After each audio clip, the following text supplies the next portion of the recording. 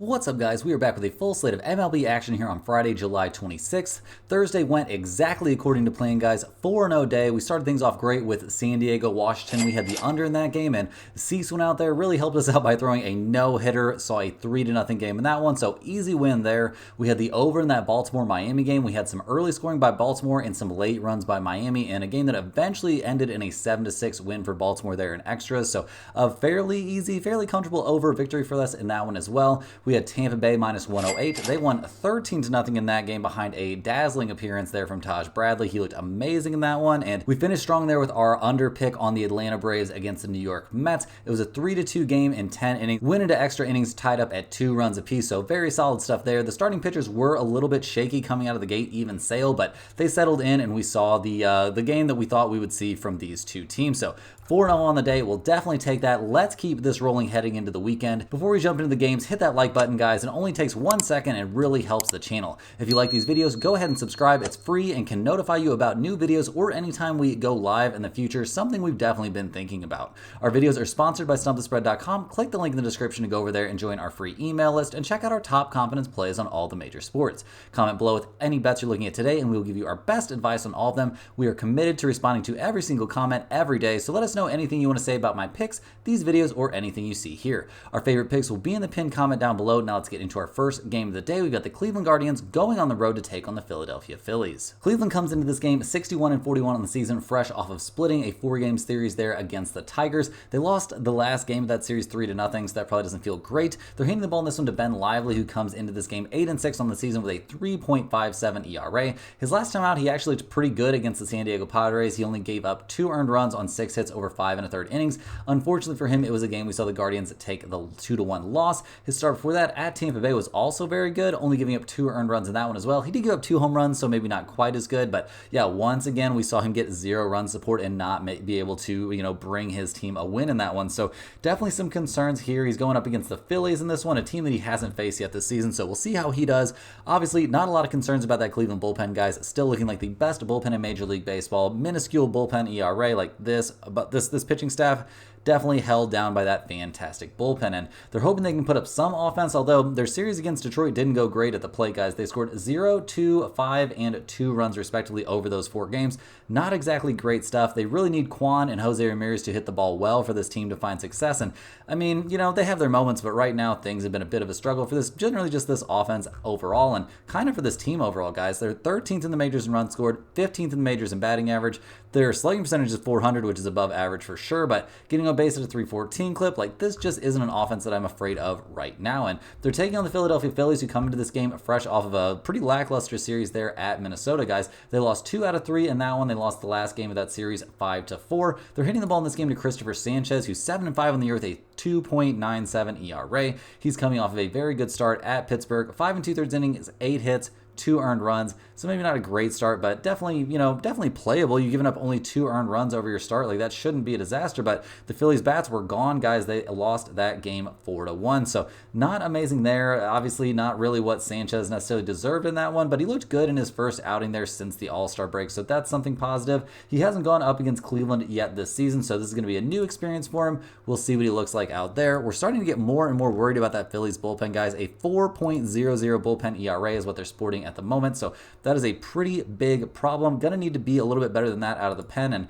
the offense, guys, kind of MIA. They scored 4, 3, 2, and 6 runs over their last few games. This has not been the high-powered, high-flying offense that we're used to seeing from the Phillies this season. I mean, they've got some sluggers in there, don't get me wrong. They are still 4th in the majors in runs scored and batting .257 as a team. Like, great numbers, just not swinging the hottest bats right now. So looking at the numbers for this game, we see the Guardians at +150, the Phillies at -165. We've got an over-under in this game of 8.5. Cleveland is 28-26 on the road, so just a shade over 500 there. The Phillies are 37-15 at home, so a dominant home team, but how happy can we feel about how they're playing right now, how they're swinging the bats right now? Seems a little bit problematic. We've got an over-under of 8.5 in this game, and we've got both teams showing some trends towards the under, which is a bit interesting. I mean, if we expect Ben Lively to have a decent outing, which he's generally been decent, and they've got that great bullpen out there to lock things down. The Cleveland bats haven't been great. The Phillies bats haven't been great either, so I'm expecting a good start here from Sanchez. So yeah, under 8.5, looking very, very live to me in this game between two offenses that are struggling and two decent pitching staffs with the, the exception there of the Phillies bullpen. Next up, guys, we look at the Minnesota Twins going on the road to take on the Detroit Tigers. The Twins come into this game fresh off of a win there against the Phillies. They won 2 out of 3 in that series. They are 56-45 on the season. In second place there in the AL Central, they're handing the ball to Pablo Lopez in this game, who's 8-7 on the year with a 4.86 ERA. His last time out, guys, was one of his best starts in recent memory. One of his better starts of the season. He went 7 innings, gave up 4 hits, and only a single earned run while striking out 7 against the Milwaukee Brewers in a game we eventually saw the Twins lose 8-4 in 12 innings. So that's got to be a little bit disheartening. Obviously, a great start for him there. He's been looking pretty solid recently. I mean, he did have a bad start against Houston, but overall looking very good here in his first start after the All-Star break. Absolutely no doubt about that. He's going to be taking on the Tigers in this game, a team that he did face back in April and didn't have a good time, but it was in April, guys. That's a pretty long time ago. Not really sure how much credence we can give, that kind of a start that long ago, but we'll have to at least keep it in the back of our mind. Not that far in the back of our mind, guys, is the Minnesota Twins bullpen, which has been very good here down the stretch of the season. They're somewhere around top 10 in the majors with a 3.67 bullpen ERA, so very, very little to worry about there. The bats haven't necessarily been killing it lately. I mean, that series in Philly, they scored 5, 0, and 7 runs respectively, which is fine, not terrible, but getting shut out in one game isn't ideal, and they had a hard time in that series against Milwaukee, just not an offense that's firing on all cylinders, and that's not that big of a surprise here with Carlos Correa out. I mean, he was wearing a walking boot 3 days ago, so I'm not exactly expecting to see him back out on the field. Definitely not for this game, and probably not anytime in the immediate future, so having a guy like that out of the lineup definitely doesn't help this offense that is top 10 in the majors for sure. Just, are they really a top 10 offense without him? I think that's a question that's worth asking, and they're going up against a Tigers team that comes into this game, they just split a 4-game series there at Cleveland, so, going into Cleveland, winning 2 out of 4, that's not a disaster. They're 51-53 on the year, handing the ball in this one to Keeter Montero, who's 1-3 this season with a 5.97 ERA. He's coming off a pretty questionable start there, guys, at Toronto. Not a very hard-hitting team. 5 1/3 innings, 8 hits, 5 earned runs, and 2 home runs in that game. In a game we eventually saw the Tigers lose 5-4, so that's not great. Definitely raises some eyebrows there for sure. How can he do against the Twins? Well, he does have a good start against the Twins not that long ago. Back on July 3rd, he went 6 1/3 innings, gave up 6 hits and 2 earned runs. He did give up a home run in that game, so that's slightly problematic. But that was on the road, and you would expect him to pitch maybe slightly better at home. So we'll see what we get out of him in this game. It seems like maybe a decent spot for him in terms of the bullpen, though. The Tigers bullpen has not been great. A 4.06 bullpen ERA is pretty questionable, which could lead them to be leaning on their offense a bit, which has been a problem, guys. I mean, Riley Green's been good for them this season, but there's a reason they are 24th in the majors batting .233 as a team and 27th in the majors with an on-base percentage of only .298. Not great stuff there. Definitely some major question marks for this offense right now. I mean, they scored 3, 1, 4, and 8 runs in that series against Cleveland. So yeah, just definitely an offense that has some, problems if you ask me. And looking at the numbers for this game, guys, we see the odds makers are really expecting Pablo Lopez to have another good start. We've got the Twins at -168. We've got the Tigers at +145. We've got an over-under of 8 in this game. Minnesota is 27-24 on the road, so not terrible. Detroit is 24-24 at home, so only 500 at home is a bit problematic for me, although they are a team that's under 500 on the season. We don't see any major trends towards the over-under for this game necessarily. I mean, yeah, Minnesota basically a 500 over-under team, and Detroit just a slight over team at home. Looking at the numbers for this game, again, guys, I do think the value in this one is probably on the Tigers +145. You could also talk me into a little taste of that over 8 if you're wanting to play the over-under side, but generally speaking, I don't think this is a game where there's a whole ton of value. Next on the docket, guys, we're looking at the Cincinnati Reds going on the road to take on the Tampa Bay Rays. The Reds come into this game fresh off a very weird series there at Atlanta. They had games postponed and stuff like that, but the 2 games they were able to play, they won both of those. So definitely have to feel good about that, winning 4-1 and 9-4 against a decent, although banged up Atlanta team. The Reds are 49-53 on the year, handing the ball to Nick Lodolo in this game, who's 8-3 on the season with a 3.51 ERA. His last time out was at Washington. He didn't have a great time, guys. 6 1/3 innings, which is nice, but 6 hits, 4 earned runs, and a home run. Not exactly what they were looking for. So they'll be hoping that he can bounce back a little bit in this game, going up against the Tampa Bay Rays team that I'm assuming, that he has not faced yet this season. So could be a little bit of an interesting spot here for Lodolo, who over the course of the season has been pretty good, but over the course of his last 5 starts, he's had some question marks in there, no doubt about it. The Reds bullpen has been pretty good this year, though, guys. Definitely lately. I mean, they're 5th in the majors with a 3.48 bullpen ERA. Absolutely nothing wrong with that. Tons of teams would love to have a bullpen as good as those Cincinnati Reds. The offense, though, has been a problem, guys. I mean, they looked good in that series at Atlanta, don't get me wrong, but over the course of the year, it's been a problem. 28th in the majors in batting average, batting .231 as a team. 22nd in the majors in on-base percentage, getting on base at a .305 clip. Like, that's just not amazing. We have our question marks about this offense. We have had them all year long. Despite playing at the Great American Ballpark, this team just has a hard time consistently putting up offense. So until we see some consistency from this offense, something I don't think we're going to see, we're always going to be a bit worried about that. And they're going up against the Tampa Bay Rays in this game, who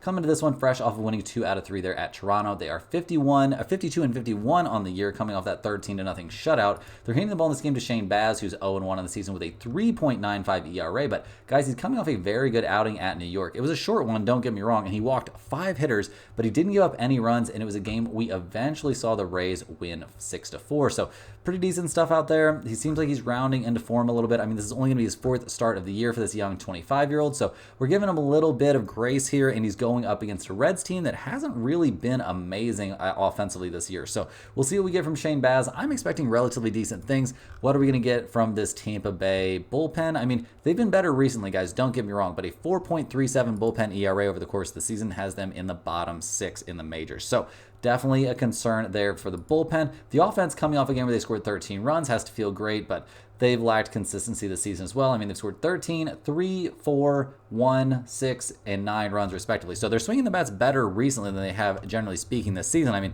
this team is 27th in the majors in runs scored, but over the last few games, they've been hitting the ball well. 23rd in the majors in batting average over the course of the season. So the idea in this one is basically, do you think they're going to stay hot, or do you think they're going to start reverting a little bit back to their season averages? And looking at the numbers for this game, guys, we see the Reds at -105, the Rays at -108, so pretty much a coin flip here, and we've got an over-under in this game of 7.5. The Reds, not necessarily an amazing road team, guys, and no major over-under trends, really no major over-under trends for either team. With an over-under so low of 7.5, I definitely think you'd want to take a look at over 7.5 in this spot. I don't necessarily know that's going to end up in the pinned comment, and if you're really asking me about a side in this game, I would tend to maybe look towards Baz at home and the Rays, or you could really talk me into the Reds on the road as well, though, with Lodolo out there and maybe a bounce back spot. So yeah, guys, in general, not really sure what's going to go on in this game. I do think over 7.5 might have some value, but none of this is going in the pinned comment for me.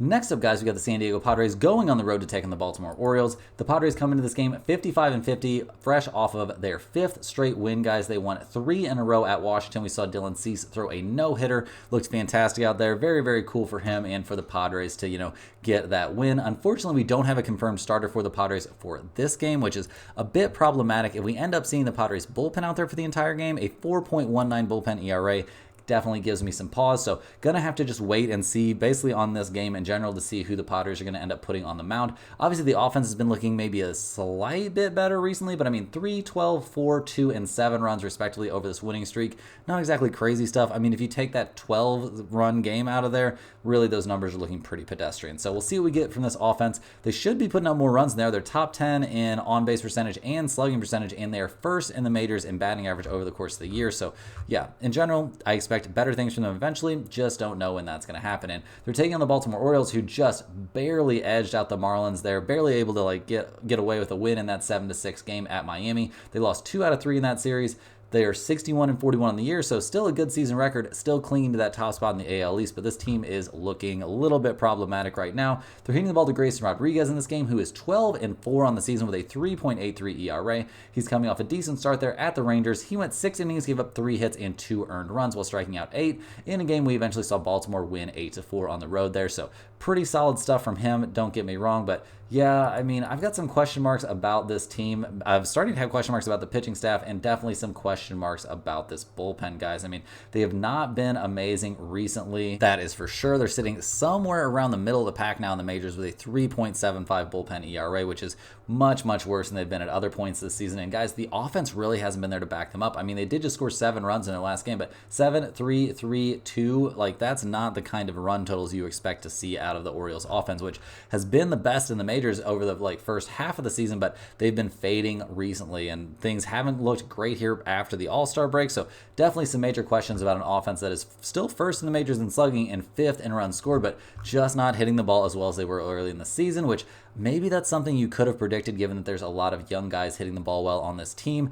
This is a long MLB season, and not everybody can hold up through the whole thing. So looking at the numbers for this game, guys, we see some pretty crazy ones. We've got the Padres at plus 172, the Orioles at minus 205. We've got an over-under of 9 in this game. The Padres are 28 and 22 on the road, so not a bad road team at all. Baltimore is 30 and 22 at home, so that's definitely something to take into consideration, although that record has been getting worse and worse lately. We see some mixed trends towards the over-under. San Diego is actually a decent under team on the road, where Baltimore is an over team at home, but only a slight over team. So given, we don't know who the Padres starter is going to be, if they end up putting somebody decent out there, I'll definitely like the Padres plus 172. I'll also think under 9 could definitely be in play, but really without knowing who's going to be starting this game for the Padres, we can't give a huge lean on this one. Moving right along here through these games, guys, we've got the Texas Rangers going on the road to take on the Toronto Blue Jays. The Rangers come into this game winners of their last 5 in a row. They just swept the White Sox in a 4-game series, so that's pretty helpful. They're 51 and 52 on the year, so definitely still have some hope yet for their season. They're handing the ball in this game to Andrew Heaney, who's 4 and 10 on the year with a 3.60 ERA. He's been throwing the ball really well, guys. He hasn't been racking up the wins, but he's looked good out there on the mound. His last time out was against the Baltimore Orioles. He went 5 innings, gave up 2 hits and no runs while striking out 4 and walking 3. In a game we eventually saw the Rangers win 3-2 there over the Orioles. So some very, very solid stuff from him on the mound lately. I mean, honestly, he hasn't given up more than 2 earned runs over any of his last 5 starts. That is very, very solid work. So we'll see how he can do here against the Toronto Blue Jays, a team that he has yet to face this season, so no history there. We'll also have to wait and see what we're going to actually get from this Rangers bullpen that's been trending in a bit of a positive direction, but they're still down with a 4.30 bullpen ERA. I think that's somewhere around 23rd or something like that in the majors, so not great there, but overall, not feeling terrible about this pitching staff right now. And while the offense didn't look amazing there and against the White Sox, I mean, it kind of continues to be the Achilles heel of this team. They've scored 2, 10, 3, 4, and 3 runs respectively over their last few games. Not a lot of offense here coming out of the Texas Rangers. I mean, they're 18th in the majors in runs scored. A lot of those runs went up early in the season, though, guys. They're 21st in the majors in slugging percentage. Just not a team that's going to run a ton of guys out there to the plate that I am very worried about. So we'll see what they can do here against the Toronto Blue Jays, who are 46 and 56 coming into this game. All the talk right now in the MLB is how Vladimir Guerrero Jr. could get traded. So we'll see what happens there. The Blue Jays are handing the ball to Yusei Kikuchi in this game, who's 4-9 on the season with a 4.54 ERA. He's coming off a pretty mediocre start there, guys, against Detroit. 5 innings, 5 hits, 4 earned runs in a game we saw the Blue Jays eventually lose 7-3. So that's not really great. He's had some good starts over his last 5, but his last 2 in a row have been a bit problematic. We're a little bit worried about Kikuchi here. I mean, this dude's 33 years old. We'll see how he continues to look here in this season, but I've got some question marks about him. He hasn't gone up against the Rangers yet this season, so no history to look at there. We're also very concerned about that Blue Jays bullpen, guys. A 5.01 bullpen ERA, close to the bottom of the majors in that statistic. So a very, very bad bullpen, and the offense hasn't exactly been there, guys. They just got shut out. They scored 0, 6, 2, 5, and 3 runs respectively over their last few games. Vladimir Guerrero Jr. is really the only hitter in this lineup that I'm scared of. They're 25th in the majors in runs scored and 22nd in the majors in slugging percentage. So looking at the numbers for this game, it's a little bit surprising to see it's basically coin flip. We've got the Rangers at plus 105, the Blue Jays at minus 118. We've got an over-under showing out there of 8 or 8.5. The Rangers are only 22 and 29 on the road, which isn't great, but Toronto is only 23 and 28 at home. So yeah, not a lot there. I mean, we do see both teams showing some trends towards the over, which I could maybe get behind if Toronto wasn't such a bad hitting team. Really, both of these teams are bad hitting teams. So right now, guys, I think the Rangers plus 105 there with Andrew Heaney on the mound is some pretty good value. I don't trust Kikuchi right now at all. He has not been throwing the ball well. And while I do worry about the Rangers being able to put up any offense, I think there's a decent chance we can see the Blue Jays not score any runs in 2 games in a row. So go ahead and give me the Rangers plus 105 in this one. It's got a definite chance to end up in the pinned comment. Next on the docket, guys, we've got the Atlanta Braves going on the road to take on the New York Mets. The Braves come into this game fresh off of a tough 3-2 loss there in extra innings of Game 1 of this series. They're 54 and 47 on the year, 9.5 games back there in the NL East, not having the season they imagined. They're handing the ball in this game to Charlie Morton, who's 5-5 on the year with a 3.92 ERA. He's coming off a great start against the Cardinals, where he went 6 innings, gave up 6 hits, and only a single earned run, while striking out 4 and walking 1. And yeah, I mean, it was a bit of a bounce back. It was his first start since the All-Star break, though, and he looked very, very good out there. So really no major notes for me about him. He's looked very good this season in general. And yeah, I mean, the last time he went up against the Mets, he looked fantastic. It was back on May 10th. 7 innings, 3 hits, only a single earned run while striking out 7. So very, very positive stuff there his last time against the Mets. And that was on the road just like this one is. So yeah, seeing good things coming here for Charlie Morton in general. We're always expecting good things for that Atlanta Braves bullpen. A 2.93 bullpen ERA, absolutely nothing wrong with that. The problem for this team lately has been their lack of offense. I mean, they've scored 2, 4, 1, 2, and 5 runs respectively here over this 5-game losing streak. They really need the bats got to come back alive, guys. That's it. That's what's got to happen if this team is going to find success. 22nd in the majors in runs scored, 23rd in the majors in on-base percentage. They've got a good pitching staff. They've got a good bullpen. Yada yada yada. You're gonna have to score a few runs here to find your way to some wins. Just ask the Seattle Mariners about that. So the Braves are hoping their bats can come back alive here, going up against the Mets, who have now won 4 in a row. They are 54 and 48 on the season. Handing the ball in this one to Kodai Senga. He comes into this game. It's going to be his first start here, coming off the IL. Last season, he put up some pretty darn good numbers. So now that he's healthy, now that he's back in action here, we'll see what he can do this season. Obviously, we're expecting pretty decent stuff from him. I don't think they'd be bringing him back for this game if he was not 100% ready to go. Will he be on some sort of pitch count? I would kind of assume so. That makes me a little bit worried since we could see, a decent amount of work here from the Mets bullpen. But the Mets bullpen has been trending in a positive direction for quite some time now. They're down to a 4.06 bullpen ERA, which obviously that's not a number that jumps off the paper to you, but with it trending down, I think we can expect decent things from this pitching staff in general. And what can we expect from the Mets offense? Well, they've scored 3, 12, 3, and 6 runs respectively over their last few games. They've shown good power numbers. They're up to 6th in the majors in runs scored, 6th in the majors also in slugging percentage, 8th in the majors in on-base percentage. They are going up against a pitcher they've had some struggles against, though, recently. So we'll have to at least take that into consideration. Well, maybe recently is a bit strong, but a pitcher they've definitely struggled against overall this season. So looking at the numbers for this game, guys, we see the Braves at plus 110. We've got the Mets at minus 124. We've got an over-under of 8 in this game. The Braves are, not a great road team, 24 and 26 on the road. They've been struggling to put up offense recently, so that's a concern. The Mets are only 27 and 25 at home, but they've been winning games. They've been hitting the ball a bit better. Will they be able to hit the ball well against Charlie Morton, though? That's a bit of a question mark to me. We see both of these teams showing some trends towards the under. Atlanta is 28, 18, and 4 to the under on the road. The Mets are 27 and 25 to the under at home. We've got an over-under of 8 in this game. I really wish it was an over-under of 8.5, guys. If it was an over-under of 8.5, I would say this would be a slam dunk to end up there in the pinned comment. Unfortunately, there aren't any 8.5s out there. There's even 7.5 starting to pop up. So yeah, I would go ahead and grab under 8 in this game. I also think there could be some benefit in maybe taking the Mets minus 124, but overall, guys, I think under 8 is the better value in this one. And will it end up in the pinned comment? We'll have to wait and see. I'd say it's got an outside chance. Next on the docket, guys, we've got one of the most storied rivalries in all of baseball. We've got the New York Yankees going to Fenway to take on the Boston Red Sox. The Yankees come to this game fresh off of losing 2 in a row. They dropped both of those games to the Mets. The first one was close. The second one was an absolute embarrassing blowout. The Yankees are 60 and 44 on the year. They're just not healthy right now, guys, missing a couple of their big hitters in Rizzo and Stanton. And until we see those guys back, I'm going to have some major question marks about this team. The Yankees are handing the ball in this game to Nestor Cortez, who's 4-9 on the season with a 3.99 ERA. He's coming off a really bad start against the Tampa Bay Rays. Honestly, back-to-back terrible starts against the Rays, so that's a little bit problematic. Over his last 5 starts, really only 1 start in there that I would call great, and yeah, he's just been kind of having his issues. I mean, the last time he went against the Red Sox was back on the 5th of July. 6 innings, 3 hits, only a single earned run, in a very, very solid performance from him in that game. Unfortunately, we did see the Yankees lose that one 5-3, so that's not great, and while Cortez did look good in that game, we've got some questions recently about this Yankees bullpen, guys. They're down to somewhere around 8th or 7th in the majors with a 3.57 bullpen ERA. Just not the pen we saw in the early goings this season. I don't think all hope is lost for them, but it's just not looking that great right now, and neither is the offense, guys. They've scored 3, 2, 9, 4, and 1 run respectively over their last few games. They're only 2 games back of Baltimore right now, and Baltimore's struggling too, but yeah, I don't know. Just not that high on the Yankees at this exact moment. They're taking on the Boston Red Sox, who come into this game playing pretty poorly as well. I mean, they've actually lost 5 of their last 6 overall, and that's in series at the Dodgers and at the Colorado Rockies. So they're back at home for this one. Maybe they can get back on track. They're handing the ball to Brian Bello in this game, who's 10-5 on the season with a 5.27 ERA.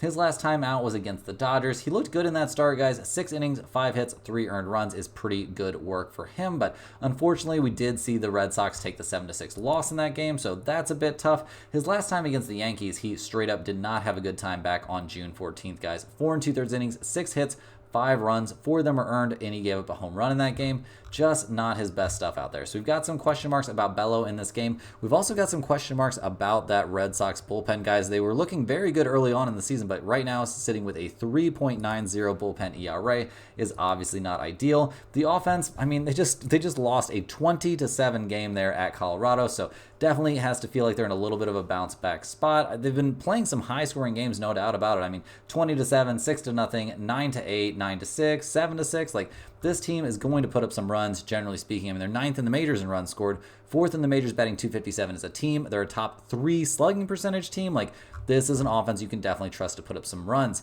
So looking at the numbers for this game, guys, we see the Yankees -120, the Red Sox +110. The Yankees are 33-21 on the road. Boston is 24-25 at home, so not a great home team. In terms of the side in this game, I'm leaning towards the Yankees. I do think we've got a good chance of seeing something decent from Nestor Cortez, who has good history here against the Red Sox. I am a little bit sketched out by that Yankees bullpen, so that's something to think about.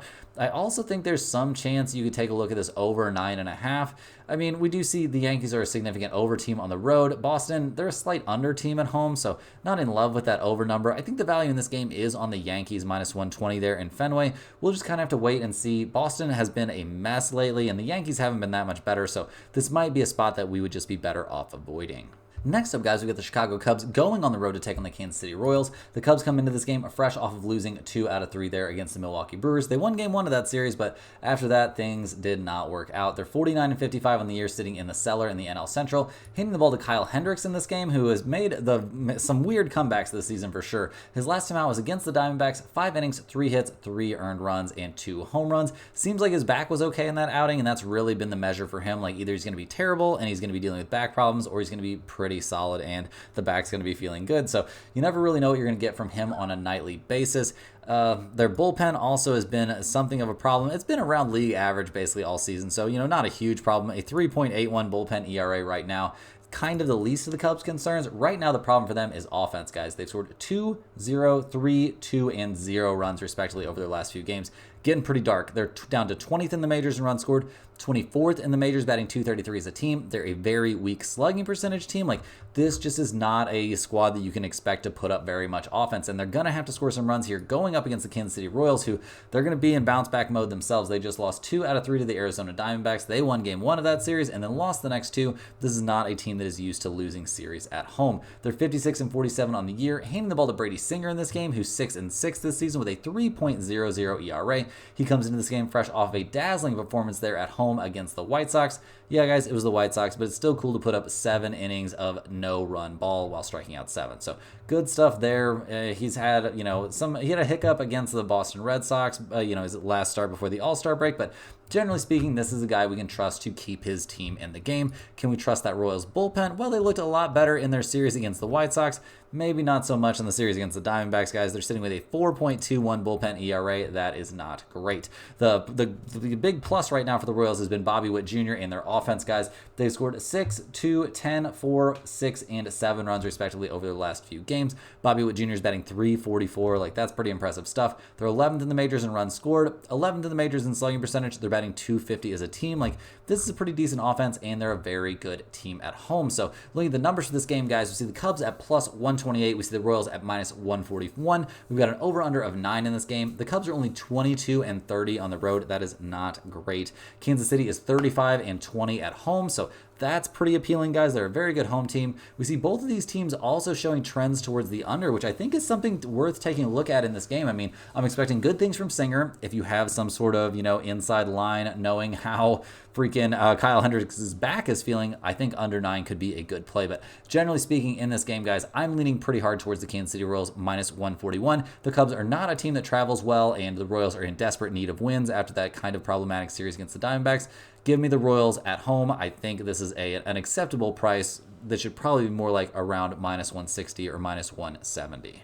Next on the docket, guys, we've got the LA Dodgers going on the road to take on the Houston Astros. The Dodgers come into this game fresh off of a 6-4 win there to cap off that series against the Giants with a win. They won 3 out of 4 in that one, and possibly more importantly, we saw Clayton Kershaw look very solid in that outing. So good sign for them. They're handing the ball in this game to Gavin Stone, who's 9-3 on the season with a 3.19 ERA. He's coming off a very reasonable start there against the Red Sox. 5 innings, 6 hits, only a single earned run. He did give up a home run in that game, so that's not great, but we saw the Dodgers win that game 4-1. So that has to feel pretty good. Generally speaking, he's looked decent out there. He did have some problem starts against Atlanta and against the Arizona Diamondbacks, but looking good in his first starts back from the All-Star break. So some positive notes there for Gavin Stone for sure. The Dodgers bullpen's been good all season long, guys. Not really expecting that to change anytime soon. They're still top 6 in the majors with a 3.55 bullpen ERA, and the bats, guys, the bats are doing it. They scored 6, 3, 5, 3, 9, and 7 runs, respectively, over their last several games. Ohtani, absolute monster, 31 home runs, still batting well over 300. The dude is just insane out there. You got Freddie Freeman doing his thing. You got Hernandez out there. And once Mookie Betts comes back, this could be a very, very good offense. So they're hoping they can keep things rolling here against the Astros, who come into this game fresh off an 8-1 win there to salvage a win in that series at Oakland. They're 53-49 on the year, tied with the Seattle Mariners there atop the AL West. They're handing the ball to Framber Valdez in this game, who's 8-5 on the year with a 3.63 ERA. He's coming off of a very good start against the Seattle Mariners. I mean, it was the Mariners, but still 5 2/3 innings, 3 hits, 2 earned runs in a game we eventually saw the Astros win 4-2. We also can't help but notice that the Astros are 5-0 over his last 5 starts. That's pretty crazy stuff, and most of those have been pretty convincing wins, and with all of them being pretty positive outings from Valdez. So definitely take that for what it's worth. The Houston bullpen has been good. A 3.67 bullpen ERA has them comfortably in the top half of the MLB, brushing up against the top 10 there for sure. So that's nice. And the offense, that's been a problem, guys. They did score 8 runs in the last game, but 8, 2, 0, 4, and 4 runs respectively over their last several. They're 10th in the majors in runs scored, 2nd in the majors in batting average. This has been a weird team all year long, pretty much in terms of their offensive statistics. It just looks like they should be scoring more runs than they actually end up scoring. So looking at the numbers for this game, guys, we've got the Dodgers at plus 105 on the road, the Astros minus 116 at home. We've got an over-under showing of 8.5 in this game. The Dodgers are 27-22 on the road, so not a bad road team. Houston is 28-21 at home, so they're a pretty good home team, on their own. We've got both teams showing significant trends towards the under, but taking the under in this game feels a little bit weird with these two offenses. But I mean, the Astros offense has not been great lately. Valdez is a pretty good starter, so we might see some decent stuff from him out there going up against the Dodgers, but they're a team that he hasn't faced yet this season, so that's a little bit questionable. We do have 2 pretty good bullpens in this game, so I wouldn't blame anyone that wanted to take a look at under 8.5. To be honest, this seems like a pretty close game to me. I think I'm going to shade towards the Astros minus 116 at home in this one, but it seems a bit tough. They're not playing their best ball lately, so yeah, generally speaking, guys, my lean in this one's under 8.5, but probably a stay away spot for me.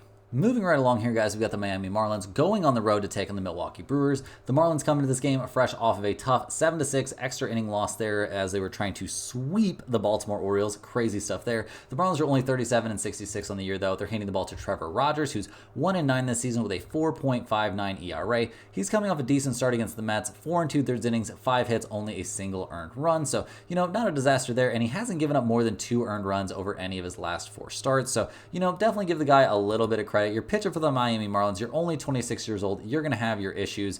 It's got to be a little bit tough to go out there every day knowing you are very unlikely to win. The last time he faced Milwaukee was back on May 21st. He didn't look too good. 3 2/3 innings, 6 hits, 4 earned runs in that one. So not ideal. That was a little bit early on for him, but yeah, I mean, that's definitely a concern heading into this game. We're also a little bit worried about that Marlins bullpen, but not as worried as you would think. A 3.75 bullpen ERA is above average in the majors, and for a team as bad as the Marlins, that's pretty impressive. The offense has been doing all right. They've scored 6 runs in each of their last 3 games, so that's a big, uptick for an offense that hasn't been great this season. 29th in the majors in runs scored and 29th in on-base percentage. So not exactly an offense that I'm expecting miracles from. They're going to have to score some runs here against the Brewers, guys. The Brewers, not like they killed it in their last series, but they are 59-43 on the year. We've got Yelich dealing with a back injury, so that is not great. He's definitely a huge part of their offense, and having him out of there for any extended period of time is definitely going to hurt. They're handing the ball in this game to Freddie Peralta, who's 6-5 this season with a 3.88 ERA. He's coming off a dazzling start there at the Twins. 6 innings, 2 hits, no runs while striking out 8 and walking 2. It was definitely a nice bounce back after having a rough game against the Washington Nationals. So we'll see what Peralta can do here. Maybe he's buckling down post All-Star break. We'll have to just kind of wait and see on that. He's been a guy that's been pretty up and down this season, but the last time he faced the Marlins, it was back on May 22nd. He was lights out, 7 innings, 4 hits, only a single earned run. In a game, we saw the Brewers eventually lose 1-0. So that's a little bit embarrassing, no doubt about that. Yeah, I mean, we'll see what we get for the Brewers bullpen. It's been very good this season. A 3.26 bullpen ERA is comfortably second and third in the majors. So good things there. The offense obviously spluttering a little bit. Having Yelich out doesn't help. They've scored 3, 1, 1, 8, and 8 runs respectively over their last few games. So the series at Wrigley Field did not look great at the plate. So they're in a bit of a bounce back situation, but with Yelich out, that seems a bit tough.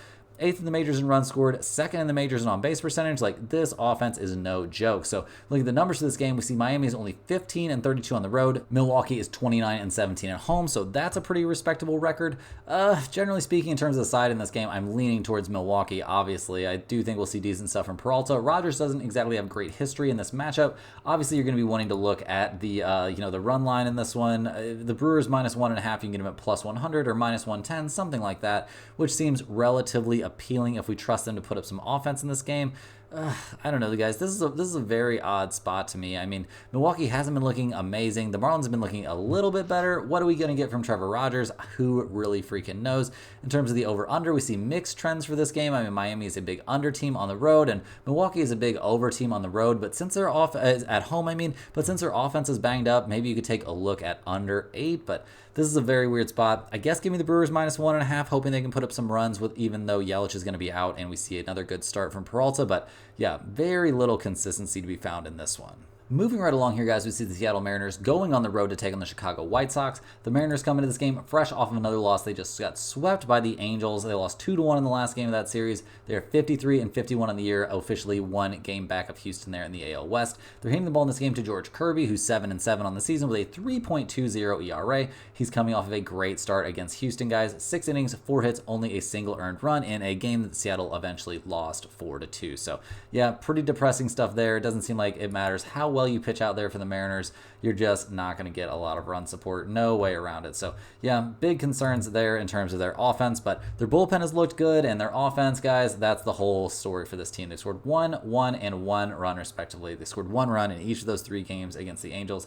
That is a pretty tough look. This team is second to last or last in all of the major hitting categories. They're only batting .216 as a team. Like, that's embarrassing, guys. That's embarrassing stuff. They're 28th in the majors in runs scored. You just can't count on this team to put up any offense. And they're going up against a fairly similar opponent, guys. The White Sox come into this game 27-78 on the year. They just lost 2-1 in a very close game at the Rangers, but they got swept in that 4-game series, and they are now losers of 11 in a row. They're handing the ball to Drew Thorpe in this game, who's 3-1 this season with a 3.03 ERA. He comes into this game fresh off of shutting out the Kansas City Royals. He went 6 innings, gave up 3 hits and no runs in a game we eventually saw the White Sox lose 4-1. So yeah, pretty tough look there. Not a lot of great things to say about the White Sox bullpen necessarily, but it's been a good bit better recently. A 4.78 bullpen ERA is not fantastic, but even going up against the Mariners, like, you're going to have some success there as any type of pitcher. And looking at this White Sox offense, it's the one that's in last place. It's even worse than the Mariners. Absolutely crazy stuff.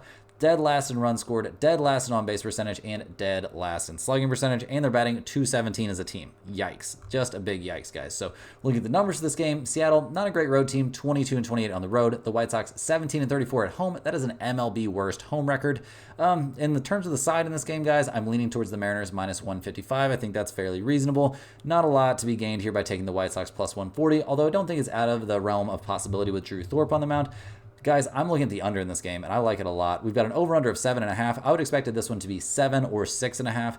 Give me under 7.5 in this game for sure. The White Sox are 19-2 to the under at home. The Mariners are 25-22-3 to the over on the road, but I don't think that matters. I think we're going to see good stuff from Drew Thorpe. I think we're going to see good stuff from George Kirby. Give me the under in this game. Next up, guys, we've got the Washington Nationals going on the road to take on the St. Louis Cardinals. The Nationals come to this game fresh off of getting swept and no hit there by the San Diego Padres. They're 47 and 56 on the year, kind of falling off a bit right after that series sweep against the Reds. They're handing the ball to Mackenzie Gore, who's 6 and 8 this season with a 4.20 ERA. His last start was a very, very short one against the Reds, guys. 2 innings, 2 hits, and 3 earned runs. They got him out of there in a hurry. Not somebody that I'm super high on this season necessarily. He's definitely had his struggles. The last time he went against the Cardinals, he got absolutely obliterated, so that's pretty problematic. Just not somebody I'm super high on. The Nationals bullpen has been a little bit better than projected this season, but a 4.09 bullpen ERA. They haven't really been holding onto the rope, guys. This bullpen is getting worse over the course of the season, and the offense, obviously nothing to brag about. They've scored 0, 3, and 0 runs respectively over their last 3 games. Not having a good time. 26th in the majors in slugging percentage and 21st in the majors in runs scored. They're taking on the St. Louis Cardinals, who come into this game fresh off of losing 2 out of 3 there at Pittsburgh. They're back at home where they've been better this season. They're handing the ball to Sonny Gray, who's 10 and 6 on the year with a 3.54 ERA. Hasn't exactly been having his best time here late in the season. Some definite struggles, even a 5-3, 5-3, and 1 earned run over the course of his last 5 starts. His last time out was at Atlanta, and he looked good at points, but ended things with 7 innings pitched, 8 hits allowed, 5 earned runs allowed, and he gave up 4 home runs in that game while striking out 10. So maybe they just need to, get him out of the game a little bit sooner or something like that, but yeah, I mean, the Cardinals bullpen has been lights out down the stretch, guys. 3.39 bullpen ERA has them 4th in the majors, which is crazy considering where they're at earlier in the season. The bats didn't really look great at Pittsburgh, guys. I mean, one of those games was against Skeens. Nobody looks good against Skeens, but over the course of the season, over the course of the last probably 20 games, they've been trending in something of a positive direction, but not an amazing offense, guys. 24th in the majors in runs scored and 20th in the majors in slugging percentage. They are 14th in the majors in batting average, though, so that's something to take into consideration. Looking at the numbers for this game, the Nationals are plus 140. The Cardinals are minus 160. We've got an over-under of 8 in this game. Washington is only 24 and 29 on the road, obviously not coming into this game playing their best ball. The Cardinals are 25 and 22 at home. Have to be very happy to get back to home. Guys, in general, I'm definitely leaning towards the Cardinals minus 160 in this game. I think this should be more like minus 190 or minus 200 even. I think we're going to see Gray have a good outing. Hopefully we'll see the Cardinals get him out of the game before he can get into trouble. And yeah, I'm not interested in the over-under of 8. I'm very interested in the Cardinals to win this game straight up. Next up, guys, we've got the Oakland A's going on the road to take on the Los Angeles Angels. The A's come into this game fresh off of a 6-5 win there in Game 1 of this series. They're 42 and 63 on the year, handing the ball to Joey Estes, who's 4 and 4 this season with a 5.11 ERA. He's going to be making his 4th start against the Angels here in very recent memory, guys, and most of them have looked very, very good. His last time out, he did have to pitch out of trouble. 5 2/3 innings, 8 hits, but only 2 earned runs. That was a game we saw Oakland lose, but his other 2 starts, he did have a complete game shutout against the Angels. So, this is a guy with some pretty decent history against the Angels in this, very recently. The Oakland bullpen has been better than you would expect, guys. I would say quite a bit better. A 3.64 bullpen ERA has them in the top 10 in the majors right now. So this is not a bullpen you want to mess around with. They've been very good, and if you can hand them a lead, they can often salt that lead away. The bats have come alive for Oakland as well, guys. They've scored 6, 1, 8, 4, 5, and 8 runs respectively over their last few games. Brent Rooker is leading the way for them with 24 home runs and batting nearly 290. That is very, very impressive stuff. This team is 19th in the majors in runs scored and 16th in the majors in slugging percentage. So, things looking up for this offense, no doubt about it. They're taking on the Angels, a team they're extremely familiar with. Oakland got the win in Game 1, so the Angels will be looking to bounce back. They're 45 and 58 on the year, handing the ball in this game to Carson Fulmer, who's sporting a 3.66 ERA over the course of the season. It's only his 2nd start of the year. His first one was at Oakland, and he looked okay. I mean, 4 2/3 innings, 5 hits, 3 earned runs, and a home run is not ideal, but that was a game that we saw the Angels win 8-5. Can we count on them to score 8 runs in every game, though? I would say absolutely not. The Angels bullpen has been a huge problem all season long, guys. A 4.50 bullpen ERA is a big part of their struggles, not to mention their offense that hasn't been great, guys. They've scored 5, 2, 5, 3, and 8 runs respectively over their last few games. They are 26th in the majors in runs scored, 23rd in the majors in slugging percentage, and Mike Trout is not walking back through that door anytime soon. The numbers for this game have the A's at minus 134, the Angels at plus 114, and an over-under of a 9 in this game. Oakland's a pretty bad road team. The Angels aren't a great home team either, though. In terms of a side in this game, I am leaning towards the A's minus 134. I don't really know what we're going to see from Carson Fulmer in his 2nd start against Oakland, and yeah, just not a lot of faith in the Angels in general. In terms of the over-under, we do see both teams showing, not both teams. Oakland is showing some pretty significant on the road. That's definitely something to look into. I mean, obviously the last game had 11 runs scored, so not in love with the under necessarily. So go ahead and give me the A's minus 134 as a small lean. Next on the docket, guys, we got the Pittsburgh Pirates going on the road to take on the Arizona Diamondbacks. The Pirates come to this game fresh off of a win there, a 5-0 win against the Cardinals. They are 52-50 on the year. Only 7 games back of the Brewers there in the NL Central, handing the ball to Luis Ortiz, who comes into this game looking pretty good, guys. His last time out was against the Phillies back on the 20th. Crazy start there. 7 innings, 3 hits, no earned runs, no runs at all. He struck out 2 and walked 2. Very, very good stuff there. Big things coming here for Luis Ortiz. He's been looking fantastic out there. So, yeah, dude's been killing it. Absolutely no way around that.